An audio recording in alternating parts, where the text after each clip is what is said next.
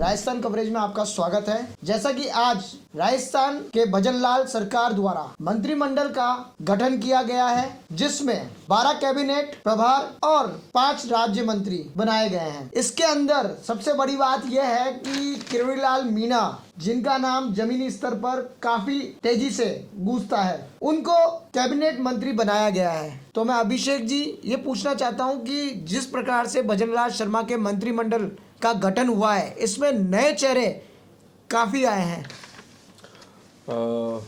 आपका कहना सही है और नए चेहरों को वैसे भी ज़्यादातर प्रतिनिधित्व मिला है। अगर हम ये देखें कि 2003 से 2008 तक जो वसुंधरा राजे की गवर्नमेंट थी, उसके बाद 2013 से 2018 तक जो उनकी गवर्नमेंट रही, आमतौर पर यह कहा जाता था कि जिन मंत्रियों को पहले मंत्री बना दिया गया उनको तो मंत्री बनाना ही है, मतलब उन्हें तो कोई प्रोफाइल मंत्रालय में देनी ही है, मंत्रिमंडल में देनी ही है। लेकिन इस बार इससे इतर हुआ है और बहुत हटके। कई सारे तो ऐसे विधायक हैं जिन्हें पहली बार मंत्री बनाया। 12 कैबिनेट मंत्री हैं, लेकिन उस कैबिनेट मंत्रालय में भी आप ऐसा देखेंगे कि अनुभवी और मार्गदर्शन देने के लिए कुछ ऐसे नेताओं को लिया गया है जो पहले भी मंत्री रहे हैं। तो दोनों का मिश्रण, अनुभवी और युवा नए, दोनों को मिश्रित करके उस मंत्रिमंडल के भीतर जगह दी गई है। ऐसे ही 5 स्वतंत्र प्रभार के मंत्री बनाए गए हैं, 5 को राज्य मंत्री बनाया गया है। तो कुल मिलाकर के ये संख्या 22 हो जाती है। अब बात आपने की किरोड़ीलाल मीणा की। सबसे पहले मतलब अगर शपथ ग्रहण हुआ है तो उसमें शपथ ग्रहण में ऐसा नहीं है कि तीसरे या चौथे नंबर पर आकर के किरोड़ीलाल मीणा शपथ ले रहे हैं, या फिर क्रम नहीं चल रहा है, किसी को भी पहले दूसरे ऐसे बुलाया जा रहा है जो आमतौर पर होता है। नहीं, सीनियरिटी के आधार पर, नेता के कद के आधार पर, नेता के अनुभव के आधार पर, या हम ये कहें कि जो वरीयता होती है उस वरीयता के आधार पर सभी को बुलाया गया। और इस वरीयता में सबसे पहले कौन आते हैं? डॉक्टर किरोड़ीलाल मीणा जी आए। और आप अभी तक वैसे प्रोफाइल मिली नहीं है किसी को, मंत्रालय दिया नहीं है, लेकिन आप ये तय मानिए कि गृह मंत्रालय या चिकित्सा मंत्रालय या कोई ना कोई बड़ा मंत्रालय ही उन्हें मिलेगा अगर वरीयता के तौर पर देखें तो। क्योंकि सबसे पहले शपथ के लिए किरोड़ीलाल मीणा को बुलाया गया। सवाई माधोपुर से विधायक हैं और एक टफ फाइट में वहां पर चुनाव जीत करके आए हैं, जिसमें आशा मीणा और दानिश अबरार उनके सामने थे। बाबा के नाम से जाने जाते हैं। हालांकि बाबा के नाम से जो 2 लोग और थे, चाहे वो बाबा बालकनाथ हो चाहे महंत प्रतापपुरी हो, उनका नाम नहीं आ पाया। लेकिन किरोड़ीलाल मीणा को यहाँ पर प्रतिनिधित्व मिला है और वो कैबिनेट मंत्री बने हैं। जी देखिए, सबसे बड़ी बात नरेंद्र मोदी की ये आती है कि इन्होंने केंद्र में एक बिल पास किया था जिसमें महिलाओं को आगे रखने की बात की गई थी। बिल्कुल, तो आप देख सकते हैं महिला सिर्फ एक ही बन पाई हैं। बिल्कुल, ये चीज़ तो अब मीडिया की सुर्खियों में भी आ चुकी है कि आप एक तरफ तो महिला विधेयक को सदन में लेकर के आते हैं, संसद में लोकसभा के पटल पर आप रखते हैं, राज्यसभा के पटल पर रखते हैं, लेकिन वहीं आप महिलाओं को उतना प्रतिनिधित्व नहीं देते। सिर्फ एक मंत्री, अनीता बघेल का नाम पिछले काफ़ी समय से चल रहा था, जो पिछली सरकार में मंत्री भी थी, लेकिन यहाँ पर 2-3 मंत्री हुआ करती हैं महिलाएं भी।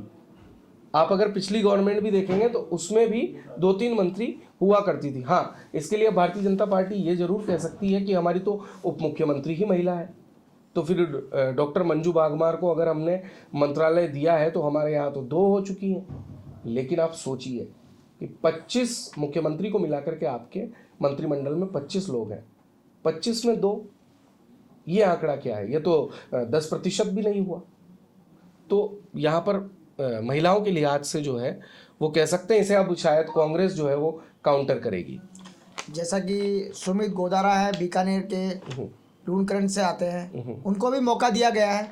बिल्कुल, ऐसे कई चेहरे हैं, नए चेहरों को काफ़ी मौका दिया गया है। लेकिन हम जैसे बारी बारी से चलें तो किरोड़ीलाल मीणा के बाद जिन्होंने शपथ ली वो है गजेंद्र सिंह खींवसर। गजेंद्र सिंह खींवसर को वैसे तो वसुंधरा राजे का नज़दीकी कहा जाता है, पिछली गवर्नमेंट जो थी उसमें ये मंत्री भी थे, लेकिन इस बार वरीयता, मतलब आप देखिए कि 2nd नंबर पर उन्हें बुलाया गया, तो ये उनका जो कद है वो आप ये मान करके चलिए कि कहीं ना कहीं जो आला कमान है या बीजेपी नेतृत्व है उसकी नज़र में बड़ा है। अभिषेक जी, एक सबसे बड़ी बात यह है कि इन्होंने ब्राह्मण चेहरे में जैसे संदीप शर्मा का नाम आता है, इन्होंने अलवर से संजय शर्मा को बनाया। बिल्कुल। तो कहीं ना कहीं आप ये भी देख सकते हैं कि जिस प्रकार से रेस में और भी नाम आ रहे थे सामने, वो कहीं ना कहीं नहीं रह पाए और एकदम से कई ऐसे चेहरे सामने आ गए जो चौंकाने वाले हैं। मैं वही चीज़ कह रहा हूँ कि ऐसे कई नाम हैं, श्रीचंद कृपलानी, प्रताप सिंह सिंघवी, कई सारे ऐसे नाम जो पुराने मंत्रालयों में, पुराने जो गवर्नमेंट थी वसुंधरा राजे सिंधिया की, उसमें वो मंत्री रहे हैं। इस बार उनका नाम ही नहीं है। वसुंधरा राजे के टीम में से कितने आदमी को मौका मिला? हाँ, उनकी टीम में अगर हम बात करें तो मैं समझता हूँ कि सिर्फ 2 या 4 नाम, उसके बाद ऐसा कोई नहीं है। राजेंद्र राठौर का नाम जहां पर आ रहा था सुर्खियों में, वो भी पिछड़ गए। हालांकि वो चुनाव हारे हुए हैं और उन्होंने दिन में इस चीज़ को स्पष्ट कर दिया था कि मैं रेस में नहीं हूँ, मैं पराजित व्यक्ति हूँ। ये उन्होंने कहा भी था, ये अपने आप में स्वीकारना ही बड़ी बात है। लेकिन निश्चित तौर पर राजेंद्र राठौड़ का भविष्य में कोई बड़ा उपयोग भारतीय जनता पार्टी लोकसभा चुनाव के लिहाज से कर सकती। खैर, हम वापस फिर उसी तरफ लौटते हैं। तो वरीयता के आधार पर तीसरे नंबर पर शपथ ली थी झोटवाड़ा से जो चुनाव जीत करके आए हैं राज्यवर्धन सिंह राठौड़। ये सांसदी छोड़ करके और चुनाव लड़ने के लिए आए और इन्होंने झोटवाड़ा से चुनाव लड़ा। टफ फाइट थी, आशु सिंह सुरपुरा बागी होकर के निर्दलीय चुनाव लड़े, लेकिन कोई फर्क नहीं पड़ा। 50,000 से भी बड़ी जीत राज्यवर्धन सिंह राठौड़ ने दर्ज की और आज कैबिनेट मंत्री के तौर पर उन्हें यहाँ पर मंत्री भी बनाया गया, शपथ ली उन्होंने। लेकिन अब वरीयता की जहाँ हम बात कर रहे हैं तो वहाँ मदन दिलावर से भी ऊपर एक व्यक्ति का और नाम आता है, बाबूलाल खराड़ी। और जैसे ही ये नाम आया तो ये मेरे लिए भी एक चौंकाने वाला नाम था, क्योंकि ये झाड़ोल जो एरिया है ये उदयपुर जिले में आता है। लगभग उदयपुर की आखिरी सीट है, विधानसभा है ये, गुजरात की तरफ से अगर आप आते हैं तो उस लिहाज से कहें तो ये झाड़ोल और फलासिया मिलाकर के इसे उधर झाड़ोल फलासिया कहा जाता है। झाड़ोल का अमूमन ये रहा है, अगर 1-2 बार को छोड़ दें, सत्ता के विपरीत चलती है यहाँ की जनता।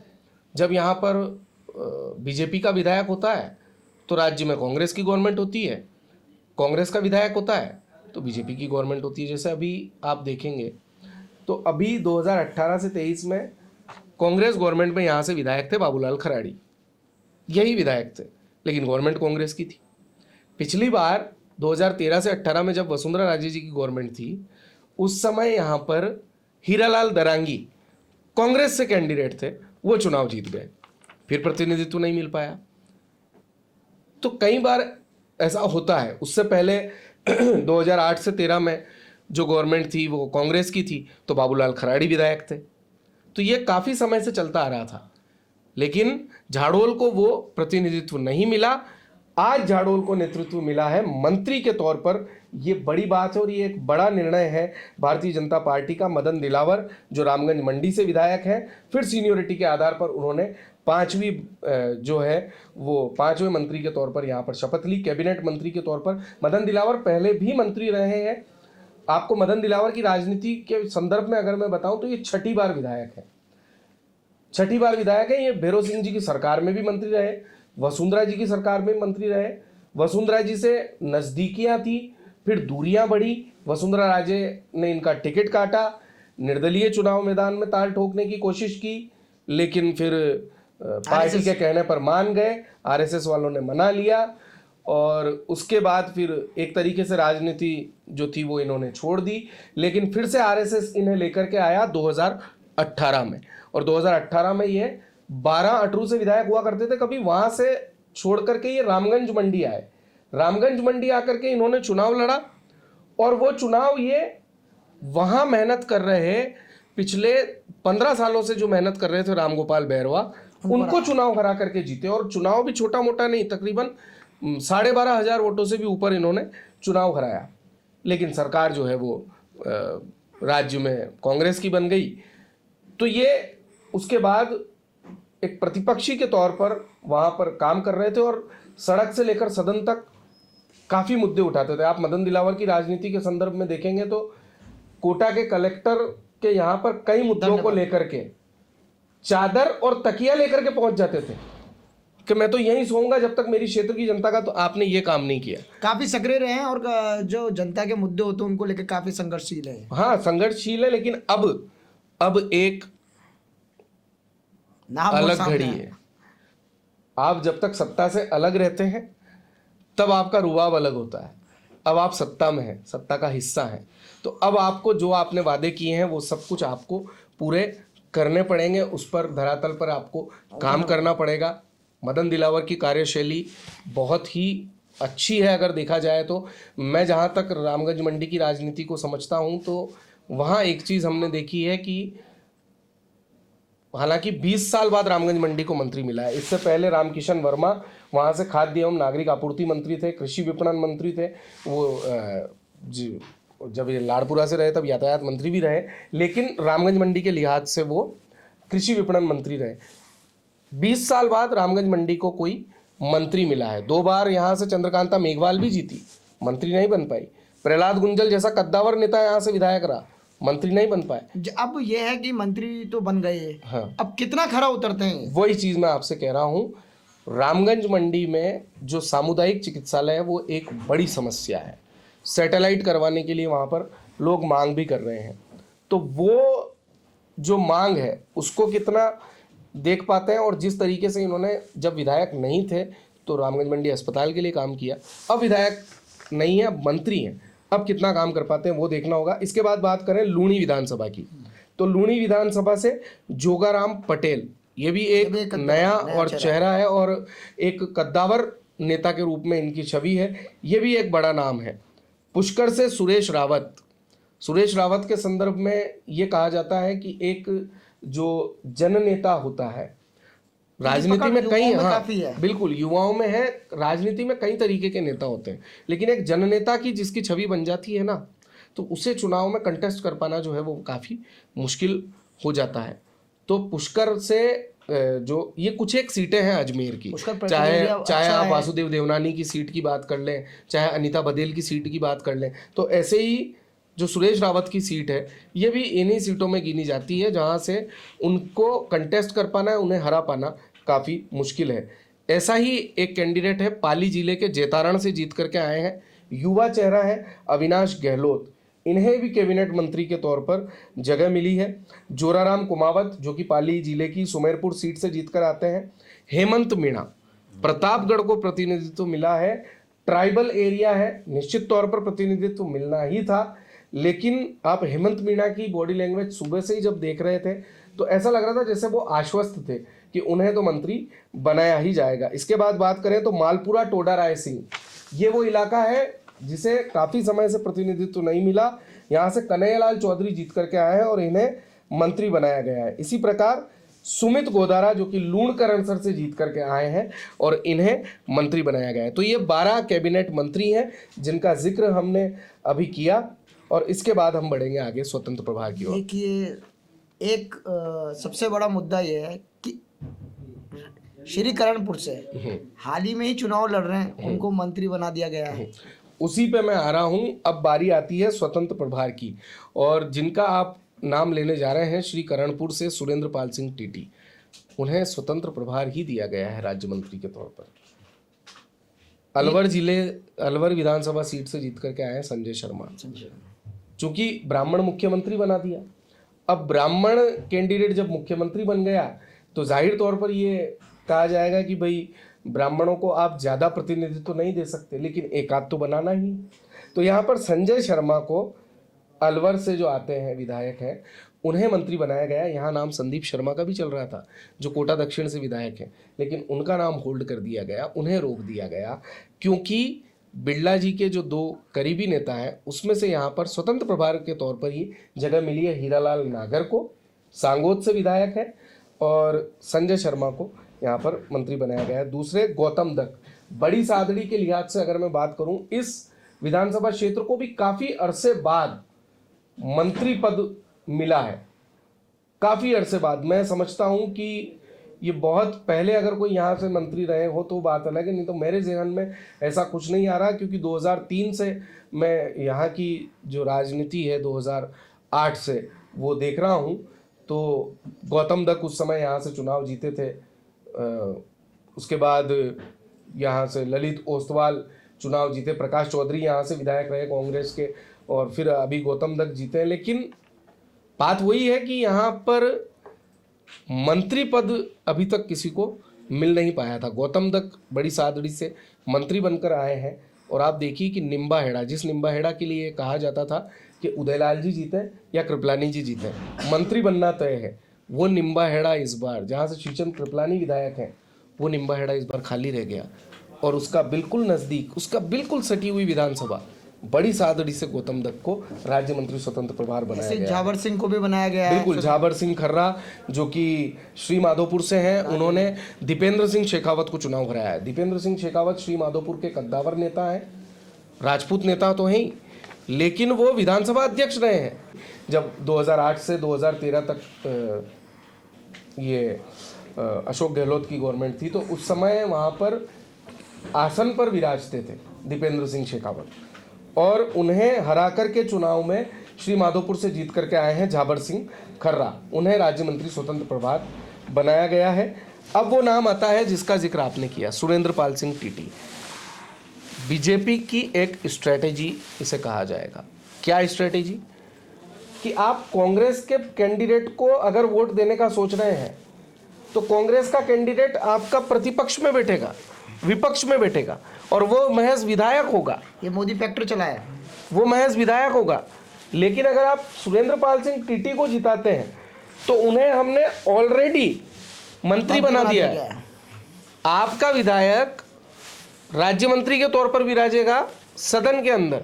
तो ये एक बड़ा संदेश दिया गया है, यानी कि श्रीकरणपुर की जो एक लड़ाई है अब, वो एक कांग्रेस के सामान्य कार्यकर्ता, क्योंकि रूबी कोई पद पर आसीन नहीं है, तो एक सामान्य कार्यकर्ता और एक मंत्री के मध्य होगी। ये भी एक दिलचस्प लड़ाई हो चुकी है अब श्रीकरणपुर की। तो वहाँ का रिजल्ट क्या होता है तो ये भी देखना होगा। अब बात करते हैं हीरालाल नागर की, जो कि सांगोद विधानसभा से आते हैं, किसान नेता है। ये भी कहा जा रहा था कि इन्हें कैबिनेट मंत्री बनाया जाएगा और हो सकता है कृषि विभाग जो है वो इन्हें दे दिया जाए, लेकिन ऐसा नहीं हुआ। इन्हें स्वतंत्र प्रभार दिया गया, राज्य मंत्री स्वतंत्र प्रभार। हीरालाल नागर सांगोद विधानसभा से आते हैं और सांगोद की झोली मंत्री के रूप में 10 साल बाद भरी है। यहाँ पहले भरत सिंह जो चुनाव जीते थे वो सार्वजनिक निर्माण मंत्री भी रहे, पिछली जो 2008 से 2013 तक की गहलोत गवर्नमेंट थी उसमें, और उससे पहले पंचायती राज मंत्री भी रहे। और अब हीरालाल नागर को राज्य मंत्री स्वतंत्र प्रभार दिया गया है। क्या प्रोफाइल होती है वो अब से कुछ घंटे बाद या कल तक पता चल जाएगा, लेकिन अभी राज्य मंत्री स्वतंत्र प्रभार के रूप में शपथ लिए हीरालाल नागर ने। अब आगे बढ़ते हैं राज्य मंत्री के तौर पर।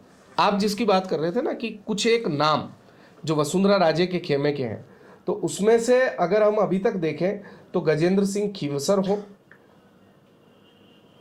या फिर मैं समझता हूं ऐसा कोई दूसरा नाम निकल करके सामने आता नहीं है। सुरेंद्र पाल सिंह टीटी भी हैं उसमें, लेकिन ऐसा और कोई नाम मुझे दिखता नहीं है। लेकिन तीसरा नाम जो है वो है ओटाराम देवासी का। ओटाराम देवासी वसुंधरा राजे के करीबी हैं और उन्हें राज्य मंत्री बनाया गया है। सिरोही से आते हैं और उन्होंने संयम लोढ़ा को वहाँ पर चुनाव कराया है। जी, कुल मिला के आप ये चीज़ देख सकते हैं कि जिस प्रकार से कहा जा रहा था कि वसुंधरा के कई नए चेहरे लिए जाएंगे या पुराने चेहरे लिए जाएंगे, पर आप कहीं ना कहीं ये चीज़ देख रहे हैं कि मोदी ने जिस प्रकार से, प्रधानमंत्री मोदी जी ने जिस प्रकार से फैक्टर फेंका है अपना, वो कहीं ना कहीं सबके सामने कि अब ये जो नए चेहरे आए हैं ये किस उसमें इनको मंत्रिमंडल पद मिलता है और ये क्या कार्य करेंगे, तो ये देखने वाली बात है। जी, आपका कहना सही है और कार्य इनको करना होगा, धरातल पर काम करके दिखाना होगा, क्योंकि ऑलरेडी आप देखिए कि 3 दिसंबर को परिणाम आ गए थे। मुख्यमंत्री के चेहरे में भी काफ़ी दिन लग गए, काफ़ी दिन लग गए। उसके बाद पूरा दिसंबर जो है वो निकल गया। आज 30 दिसंबर के दिन 27 दिन बाद जो है मंत्रिमंडल शक्ल ले रहा है। कल संडे आ गया, 1 जनवरी से ये सभी अपने अपना विभाग संभालेंगे। तो अब ये देखना दिलचस्प होगा कि धरातल पर होता क्या है और कैसे जो सारी चीज़ें जो कहा जा रहा है कि गहलोत जो है खजाने को खाली कर गए, जिस मुद्दे पर ये लड़े हैं और जनता का जो आप देख सकते हैं जो जनता की मानसिकता थी कि भाई हम इनको जिता के ला रहे हैं, तो कहीं ना कहीं हमारे विधानसभा क्षेत्र से अगर मंत्री बनता है तो ये हमारे धरातल पर आके हमारे काम करेंगे। अब देखना यह है कि किसको क्या विभाग मिलता है और ये कितना धरातल पर जाते हैं। बिल्कुल धरातल पर तो जाना होगा ही, लेकिन एक दिलचस्प चीज है जो सदन में काफी विधायकों ने कही थी कि इस बार जो ये सदन है ये लंबा चलना चाहिए। ये हनुमान बेनीवाल ने भी कहा था, कई नेताओं ने कहा था। तो अब भूमिका ये भी अहम हो जाती है कि इस बार सदन जो है वो ज़्यादा चले, क्योंकि काफ़ी कम जो है राजस्थान का सदन वो एक साल में चलता है, तो उसकी अवधि शायद 20-25 दिन या 15-20 दिन बढ़ाई जाए, ऐसी भी मांगे उठी थी। तो ये भी देखना दिलचस्प। अब आप देखिए कि युवा चेहरा हड़ौती से लिया गया है जी, जिसका किसी को नहीं पता था वो मंत्री बन जाए, ललित। हाँ, पहले हालांकि युवाओं के बीच में रहे हैं, जो पहले विधायक रहे हैं, तो इन्होंने काम बहुत किए। अब इनको मंत्री बनाया गया है, तो कहीं ना कहीं नहीं, ये जानकारी जो है ये निकल करके सामने आ रही थी, दिन तक थी, लेकिन ऐसा हुआ नहीं। ललित मीणा मंत्री नहीं बने हैं, और क्योंकि ललित मीणा और हेमंत मीणा का यहाँ पर नाम चल रहा था, तो हेमंत मीणा जो है प्रतापगढ़, उनको कैबिनेट मंत्री यहाँ पर बनाया गया है। ललित मीणा का नाम इसमें नहीं है। ललित मीणा का नाम कहीं ना कहीं, जैसे अभी 22 बनाए इनने, कहीं ना कहीं आगे जो हाँ, आगे संभावना हो सकती है कि ललित मीणा को उसमें जगह मिले।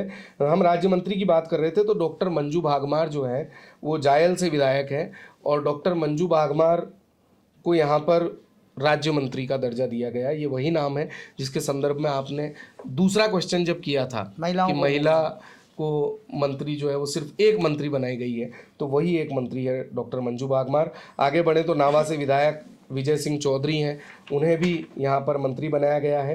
के बिश्नोई समाज को प्रतिनिधित्व दिया गया है। गुड़ा मलानी से जीत करके आते हैं।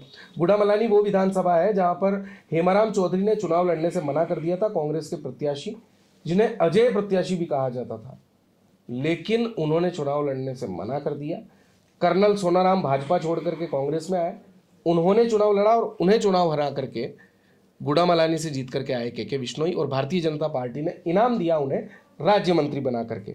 और अंतिम नाम जो यहाँ पर है, ब्रिज को प्रतिनिधित्व मिला है जवाहर सिंह बेढम के रूप में। नगर सीट से वो जीत करके आए हैं, और वाजिब अली जैसे बड़े कैंडिडेट को कांग्रेस के उन्होंने चुनाव हराया। तो ये 22 लोगों का पूरा मंत्रिमंडल है, 22 विधायकों का, जिसमें 12 कैबिनेट मंत्री हैं, 5 राज्य मंत्री स्वतंत्र प्रभार और 5 राज्य मंत्री हैं। 2 मुख्यमंत्री मिलाकर के 24 हो जाते हैं, और 25 लोगों की ये पूरी टीम, मुख्यमंत्री को साथ में सम्मिलित कर लिया जाए तो। अब देखना यह है कि भजन लाल मुख्यमंत्री की ये टीम कितनी खरे उतरती है। बिल्कुल, ये देखना भी दिलचस्प होगा। और अभी इसमें संभावना है, क्योंकि 30 तो अमूमन पहली बार में होते ही होते हैं। आप मध्य प्रदेश को भी देखेंगे तो 28 ने वहाँ पर शपथ ली है, 2 मुख्यमंत्री हैं, 1 मुख्यमंत्री हैं, टोटल 31 हो जाते हैं। तो 30 तो हैं ही, यानी कि अभी यहाँ पर और भी जगह है, और भी लोगों के नाम आ सकते हैं, और भविष्य में इस मंत्रिमंडल का जो विस्तार है वो बिल्कुल संभव है। और उसके बाद कई सारे ऐसे चेहरे जिन्हें चुनाव से पहले भारतीय जनता पार्टी में सम्मिलित करवाया गया, तो उन्हें भी जितने बोर्ड बने हुए हैं उन बोर्ड का अध्यक्ष बनाना है, उपाध्यक्ष बनाना है, जिसे हम राजनीतिक नियुक्तियां कहते हैं, तो वो भी होंगी। तो अभी देखना ये दिलचस्प होगा कि जैसे जैसे समय आगे बढ़ेगा तो भारतीय जनता पार्टी की जो ये नई सरकार है ये धरातल पर कैसा काम करती है, क्योंकि लोकसभा का जो चुनाव है वो बिल्कुल मुहाने पर खड़ा है, और नजदीक। दिलचस्प भी रहेगा इस बार का चुनाव लोकसभा का। दिलचस्प रहेगा या नहीं वो देखना होगा, क्योंकि मैं एक बड़ी बात कहने जा रहा हूं। 200 ही विधानसभा में तकरीबन 10 से 15 हज़ार का वोट बैंक ऐसा बन चुका है जो सिर्फ अब प्रधानमंत्री मोदी के नाम पर वोट करता है। वो ये हमने ये इस विधानसभा चुनाव में ये चीज देख ली है। कई सारे ऐसे विधायक या कई सारे ऐसे पूर्व सरकारों में जो मंत्री रहे वो, जब बीजेपी की गवर्नमेंट थी, या कई सारे ऐसे बड़े चेहरे जिनके लिए कहा जा रहा था कि नहीं ये तो चुनाव हारेंगे, लेकिन वो भी अंततः आते आते, या हम कहें कि बिल्कुल क्रीज पर आकर के और चुनाव जीते हैं, बाउंड्री पे आकर के चुनाव जीते हैं। ये करिश्मा दरअसल मोदी का है। तो इसमें कहीं ना कहीं एक चीज सामने ये भी तो है, विपक्ष है, विपक्ष कहीं ना कहीं मोदी जी के सामने अपनी जो बात है वो रखने में असमर्थ है। नहीं, ऐसा नहीं है, इसमें काफ़ी चीज़ें हैं और ये बहस फिर थोड़ी सी और बड़ी हो जाती है। इसमें फिर हम अगर गणना करने बैठेंगे तो सोशल मीडिया है, कई सारी चीज़ें हैं, परसेप्शंस क्रिएट किए जाते हैं और फिर बात वही आ जाती है धर्म और ये सब। तो ये सब चीज़ें हैं, हम उस पर नहीं जाते हैं। ऊपरी सतही पर देखें तो अभी एक वोट बैंक जो है वो मोदी के नाम पे तैयार हो चुका है। उसका कारण हो सकता है राम मंदिर की जो प्राण प्रतिष्ठा है 22 जनवरी को, वो भी हो सकता है। तो 3 राज्यों में विधानसभा चुनाव में भारतीय जनता पार्टी का जीतना कोई छोटी बात नहीं है। और 2 स्टेट राजस्थान के लिए तो फिर भी कहा जा रहा था कि राजस्थान में इतनी योजनाएं चलाई गई, पूरी पानी फिर गई। हाँ, नहीं, राजस्थान के लिए ये कहा भी जाता है कि यहाँ 5 साल बीजेपी और 5 साल कांग्रेस। पर जिस तरह से पूर्व सीएम योजनाओं को लेकर कहते हैं हमारी सरकार बन रही है, पर एकदम से बिल्कुल वो उनका आंतरिक मसला है। और कई सारी ऐसी चीज़ें हैं जो देखने में आई है कि शायद सचिन पायलट ने सभाएं ज़्यादा की होती तो कहीं ना कहीं सीट तो शायद फर्क हो जाता। 80 नाम ऐसे बता दिए गए थे कि ये चुनाव नहीं जीतेंगे, तो वहाँ आला कमान के सामने गहलोत आकर के खड़े हो गए कि नहीं, इनको तो टिकट देना ही है। और उसमें ज़्यादातर चुनाव हार गए, मंत्री चुनाव हार गए, बड़े दिग्गज चुनाव हार गए। तो इसमें कई सारी चीज़ें हैं। अगर अशोक गहलोत ने अपनी हट छोड़ दी होती, अगर सचिन पायलट ने कुछ ज़्यादा सभाएं कर दी होती, मैं नहीं कहता कि सरकार बनती, लेकिन हाँ, त्रिशंकु जैसी स्थिति शायद राजस्थान में हो सकती थी। लेकिन अभी राजस्थान को नया मंत्रिमंडल मिल चुका है, राजस्थान को नई सरकार मिल चुकी है और राजस्थान की वो नई सरकार जो है वो राजस्थान के आम जन की कसौटियों पर खरा उतरे, आम जन की आकांक्षाओं पर खरा उतरे, ये मांग आम जन की अभी है।